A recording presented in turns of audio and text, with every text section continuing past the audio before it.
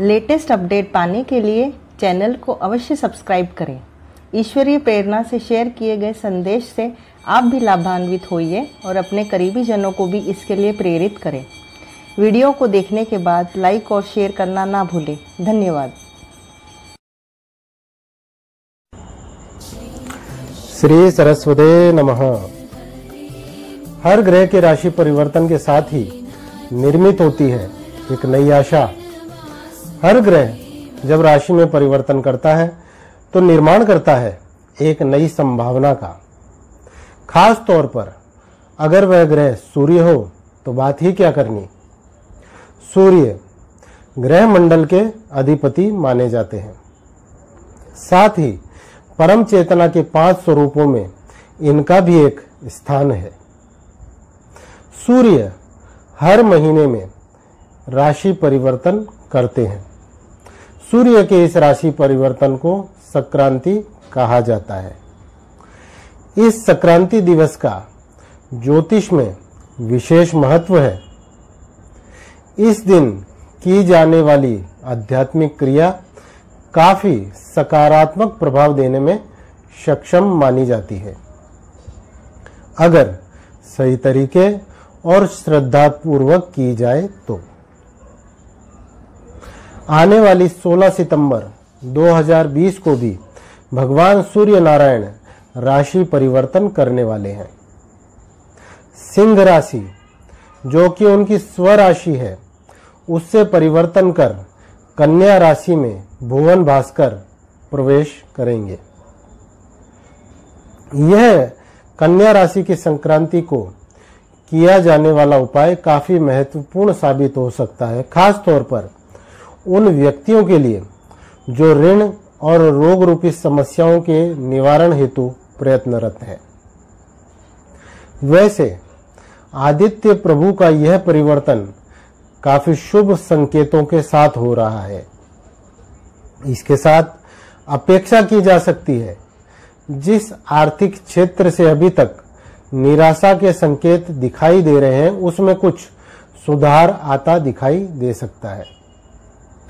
वित्तीय संस्थानों के लिए भी शुभ समाचार प्राप्त हो सकते हैं, इसलिए नजर बनाए रखिएगा।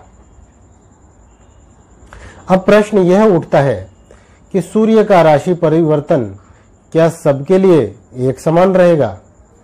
नहीं, ग्रहों का प्रभाव व्यक्तिगत रूप से जानने के लिए तो स्वयं की कुंडली का अध्ययन आपको करवाना होगा, लेकिन सकारात्मक प्रभाव की अनुभूति हेतु यह उपाय आप अवश्य कर सकते हैं जो हम बताने जा रहे हैं। भगवान सूर्य का राशि परिवर्तन 16 सितंबर 2020 बुधवार की शाम 6:52 को होगा। देश व स्थान अनुसार समय में परिवर्तन संभव है, तो सही समय हेतु आप स्थानीय रूप से जानकारी प्राप्त कर लें। तो आपको शाम के 7 बजे से लेकर 8 बजे तक भगवती का जो भी स्वरूप आपके घर के मंदिर में स्थापित है उनके आगे गाय के घी का दीपक जलाना है। भगवती की कृपा के बारे में आखिर कौन नहीं जानता, और यह बिल्कुल सही समय है मां जगदम्बा के सुमिरन का। चूंकि बुधवार का दिन है और बुध स्वयं कन्या राशि में उच्च के हैं, साथ ही उनकी दूसरी राशि में राहु विराजमान है। इस काल के नक्षत्र अधिपति शुक्र महाराज है। परम कृपा का योग है, लेकिन उन्हीं के लिए जिन्होंने श्रद्धा को धारण किया है। इसी समय के दरमियान दीपक प्रज्वलित करने के बाद भगवती के नाम का जप कम से कम 1000 बार आपको अवश्य करना है। आप अपने कुलदेवी के नाम का जप भी कर सकते हैं, या फिर भगवती का जो भी नाम आपको प्रिय हो उसका जप आप करें। अगर किसी कारणवश आप घर पर नहीं हैं, दीपक नहीं जला सकते, तो उस स्थिति में आप जहां भी है वहीं मां जगदम्बा के नाम का जप मानसिक रूप से ही अत्यधिक मात्रा में करने का प्रयास करें। कोशिश यही करनी है कि एक स्थान पर बैठकर ही यह नाम जप आप पूर्ण एकाग्र होकर कर पावें। जप पूर्ण होने के पश्चात अपने माता पिता के चरण स्पर्श कर आशीर्वाद लेवे। याद रखना, चरण स्पर्श कर आशीर्वाद अवश्य लेना है।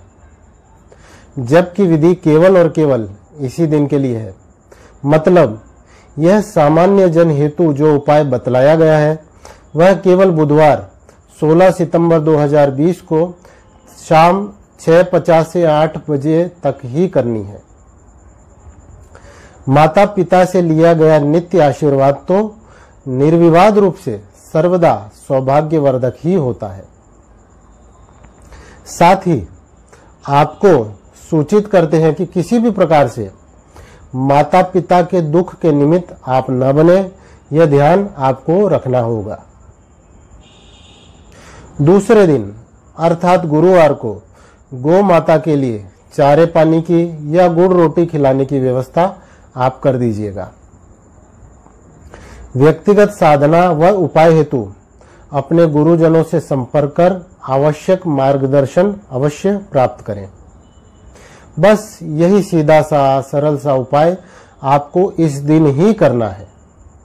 सीधा सा दिखने वाला यह उपाय काफी सकारात्मक परिणाम देने की क्षमता रखता है, खास तौर पर आरोग्य और ऋण संबंधित प्रश्नों के निवारण के लिए।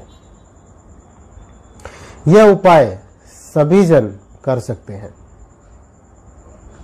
परम प्रकाशक जीव मात्र के जीवन से समस्त प्रकार के अंधकारों को दूर करने वाले, समस्त प्रकार के ऋण से मुक्त करवाने वाले भगवान सूर्य की प्रेरणा से आपसे यह विधि साझा करने में हम सक्षम हुए हैं। इन सामान्य से दिखने वाले किंतु अत्यंत प्रभावी उपायों को श्रद्धापूर्वक करके देखिए और अपने अनुभव हमारे साथ साझा अवश्य करिएगा। श्री सरस्वते नमः।